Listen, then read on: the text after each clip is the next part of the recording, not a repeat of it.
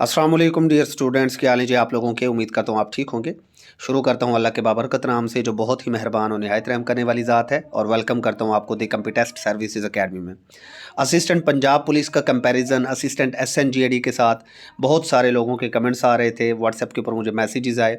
तो आज के इस वीडियो में मैं असिस्टेंट पंजाब पुलिस के हवाले से आप लोगों को गाइड करूँगा कि आप लोग इसके ऊपर अप्लाई किस तरह करते हैं, पेपर किस तरह होता है, उसके बाद आपकी जॉब ड्यूटीज़ क्या होती हैं, आपकी प्रोमोशन स्ट्रक्चर क्या है, सैलरी क्या है, और कहाँ तक आप इसमें प्रोग्रेस कर सकते हैं, किस स्केल तक आप लोग जा सकते हैं। तो ये करियर काउंसलिंग के हमारी बड़ी इंपॉर्टेंट वीडियो है। इसके अलावा भी करियर काउंसलिंग की प्लेलिस्ट में हमारी सारी वीडियोस मौजूद हैं, आप लोग उनको वॉच कीजिए। डिफरेंट जॉब्स के हवाले से हमारी वो वीडियोस होती हैं, और आप डिस्क्रिप्शन के अंदर जाएंगे तो आपको हमारे व्हाट्सएप ग्रुप्स जो हैं वो उनके लिंक्स मिल जाएंगे, आप उनको ज़रूर ज्वाइन कीजिए। वहाँ पर आपको बहुत सारी रहनुमाई मिल जाती है डिफरेंट जॉब्स के हवाले से, प्रिपरेशन के हवाले से, एट्सेट्रा। सबसे पहले आपको ये पता होना चाहिए कि असिस्टेंट पंजाब पुलिस की जो जॉब्स है वो पंजाब पब्लिक सर्विस कमीशन के थ्रू ये आती हैं, और पंजाब पब्लिक सर्विस कमीशन ही इनका पेपर कंडक्ट करता है। सबसे पहले आपको यहाँ पर एक चीज़ मैं इंपॉर्टेंट बता दूँ कि मिनिमम क्वालिफ़िकेशन आपको क्या चाहिए असिस्टेंट पंजाब पुलिस के लिए। तो बड़ी सिंपल सी बात है जी, आपको कम से कम ग्रेजुएशन चाहिए सेकंड डिवीजन किसी भी यूनिवर्सिटी से। अब यहाँ पर ग्रेजुएशन का क्या मतलब है जी, ग्रेजुएशन का मतलब ये है कि आपके पास बीए की डिग्री हो सकती है, बीएससी की डिग्री हो सकती है, या बीकॉम, मतलब कोई भी आपके पास 14 ईयर्स डिग्री होनी चाहिए। अब बहुत सारे स्टूडेंट्स बार बार क्वेश्चन पूछते हैं कि सर हमारी तो बीएस है, क्या हम एलिजिबल हैं। तो बेटा बड़ी सिंपल सी बात है कि अगर आपकी तालीम 14 साल तालीम है ना कम अज़ कम, तो आप एलिजिबल हैं। 16 ईयर्स एजुकेशन वाला तो ऑफ कोर्स एलिजिबल होता ही है। तो ये तो होगी रिक्वायर्ड आपकी qualification.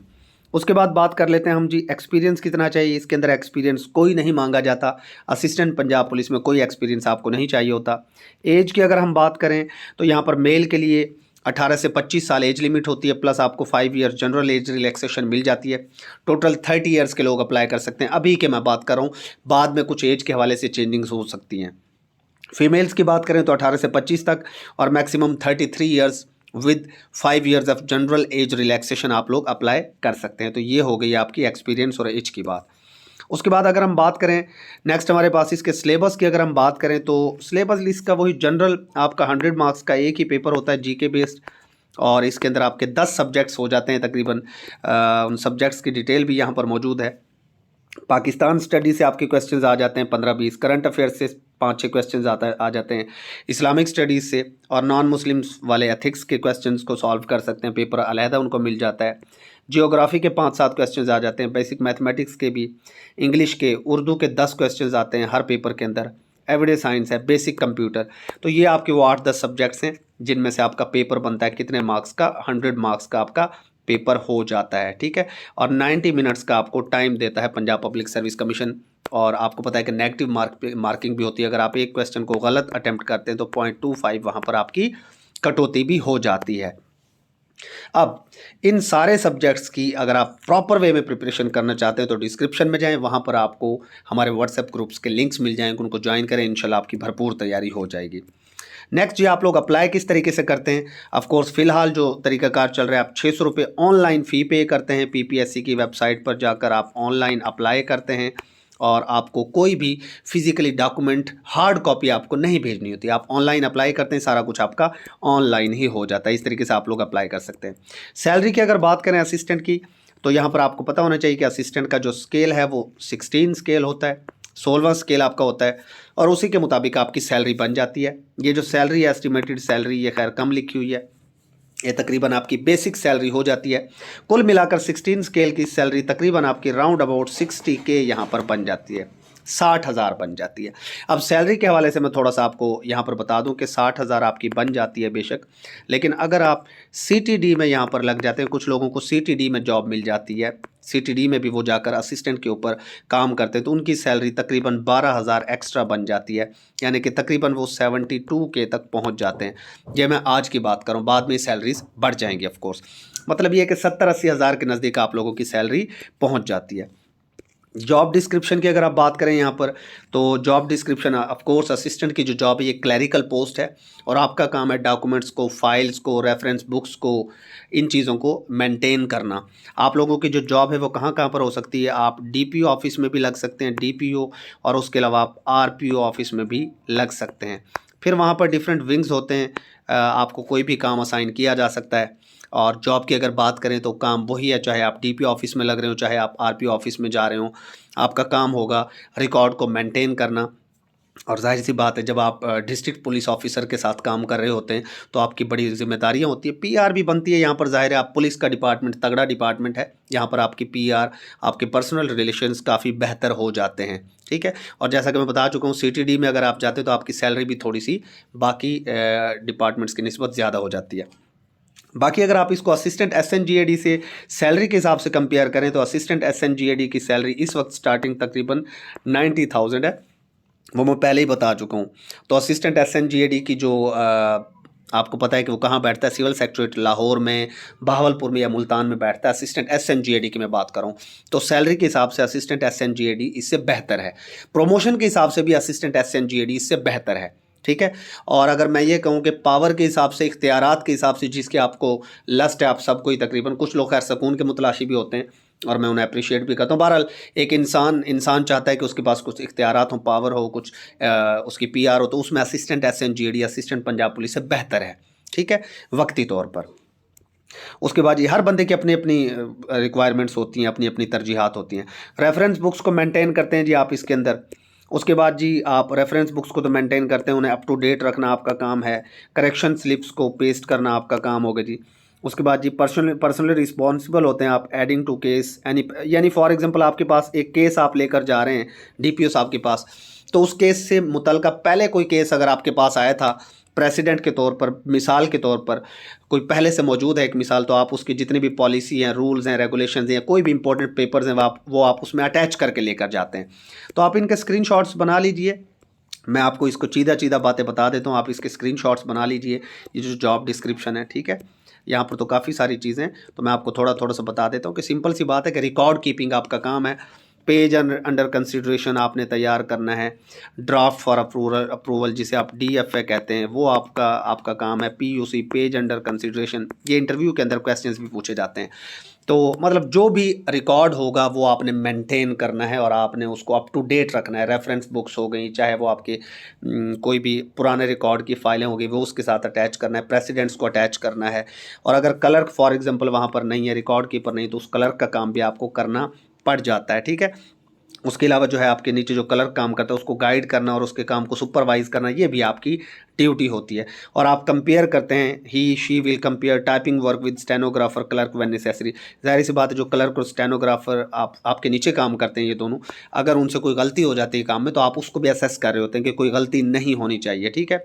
He will undertake periodically a proper classification, recording, indexing and weeding of files. जाहिर सी बात है, आपके पास जो फाइल्स होती हैं आप उनको तरतीब से एक रखते हैं, उनको नंबर दे देते हैं, इंडेक्स दे देते हैं 1 2 3 कि जी फ़लाँ नंबर पे फ़लाँ फाइल है, फ़लाँ नंबर पे दूसरे पे फ़लाँ फाइल, तीसरे पर फ़लाँ फाइल। और रिकॉर्ड को मेंटेन करना, इंडेक्स देना, वीडिंग ऑफ फाइल्स करना, ये सारा का सारा आपका काम है। She will prepare statements, returns and collect such material and statistics as may be required. वक्त के साथ साथ जो भी मटेरियल होगा, जो स्टैट्स, जो रिकॉर्ड आपके पास आ रहा होगा, उसको मेंटेन करना आपके, बेसिकली रिकॉर्ड कीपिंग आपका काम है और उसको मेंटेन करना वक्त के साथ साथ, ये आपकी ड्यूटी है। उसके बाद हम बात कर लेते हैं जी प्रमोशन स्ट्रक्चर की। असिस्टेंट आपको पता है कि 16 स्केल के ऊपर आपकी सिलेक्शन होती है, आप आरपी ऑफिस या डीपी ऑफिस में लग जाते हैं। उसके अलावा सीटीडी में भी आपको टाइम जगह मिल सकती है। नेक्स्ट आपकी जो प्रमोशन है वो आपकी 17 स्केल पर होती है। तकरीबन 7 साल की सर्विस के बाद आप एलिजिबल हो जाते हैं। 7 साल की सर्विस के बाद आप एलिजिबल हो जाते हैं, लेकिन आपको तकरीबन 10 ईयर्स यहाँ पर लग जाते हैं। मैं आपको क्लियरली बता दूँ, 10 साल आपको लग जाते हैं। उसके बाद 7 से 10 साल बाद आपकी 4 हफ्ते की ट्रेनिंग होती है और आप प्रमोशन के लिए एलिजिबल हो जाते हैं। ट्रेनिंग के बाद आपको सुपरिटेंडेंट, जिसे आप सुपरिटेंडेंट उर्फ आम में कह रहे होते हैं, 17 स्केल के आप बन जाते हैं। ऑफ कोर्स आपकी सैलरी बढ़ जाती है और आपका थोड़ा सा एक एक्सपोजर जो है ना वो ब्रॉड हो जाता है। बाकी काम आपका सुपरिटेंडेंट का भी वही होता है। 17 स्केल के बाद नेक्स्ट सुपरिटेंडेंट 17 स्केल के ऊपर काम करता है और बाद में ये असिस्टेंट डायरेक्टर पर प्रोमोट हो जाता है। असिस्टेंट डायरेक्टर के भी स्केल 17वां ही होता है। बेसिकली सुपरिटेंडेंट से असिस्टेंट डायरेक्टर आप तकरीबन 2-3 सालों में प्रोमोट हो जाते हैं। बस फ़र्क ये होता है कि जब आप असिस्टेंट डायरेक्टर बनते हैं तो वही बात, आपकी सैलरी थोड़ी सी बढ़ जाएगी। सुपरिटेंडेंट आपके नीचे काम करेगा, असिस्टेंट आपके नीचे काम करेगा, क्लर्क होगा, स्टेनोग्राफर, ये सारे के सारे लोग आपके नीचे काम कर रहे होंगे और आप भी एक ऑफिसर के अंडर ही काम कर रहे होते हैं। छुट्टी की अगर बात करें तो हफ्ते में सिर्फ एक ही छुट्टी होती है फ़िलहाल, बाद में बढ़ भी सकती हैं। फ़िलहाल हफ्ते में एक ही छुट्टी होती है, इतवार की छुट्टी। और ज़ाहिर है जब तक रीजनल पुलिस ऑफिसर या डीपीओ डिस्ट्रिक्ट पुलिस ऑफिसर बैठा हो ऑफिस में, आप ऑफिस को नहीं छोड़ सकते। बेशक जॉब आपकी 9 to 4 होती है, 9 to 4, 9 to 5 ऑफिस टाइमिंग होती है, ऑफिस आवर्स। बट अगर ऑफिसर आपका बैठा है रात को 10 बजे तक, तो आपको बैठना भी पड़ सकता है। अगर आपका ऑफिसर चला गया जल्दी तो आप भी जा सकते हैं। मतलब ये जो है ना, आज़ाद कैदी वाली किस्म की बात हो जाती है यहाँ पर कि आप आज़ाद कैदी होते हैं।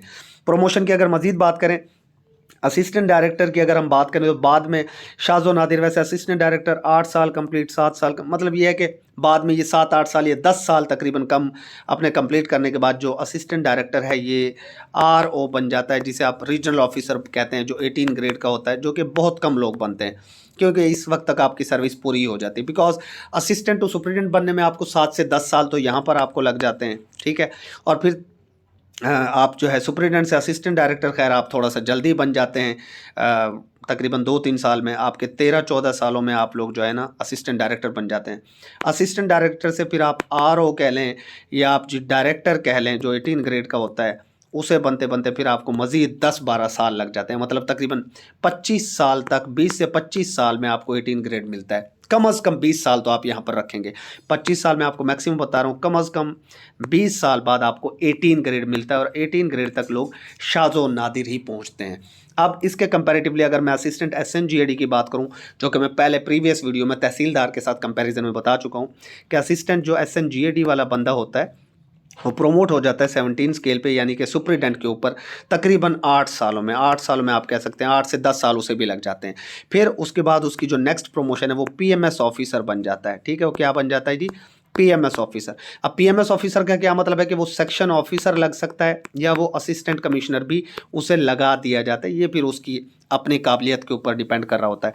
तो जो असिस्टेंट की पोस्ट है बेसिकली वो ज़ाहिर सी बात है 8-10 सालों में सुपरिटेंडेंट बन जाता है 17 स्केल का। फिर नेक्स्ट जो है 7-8 सालों में या 5 सालों में, मैक्सिमम 5-7 साल 12 लग जाते हैं, वो एसी या सेक्शन ऑफिसर बन जाता है। फिर वो हायर लेवल तक जाता है।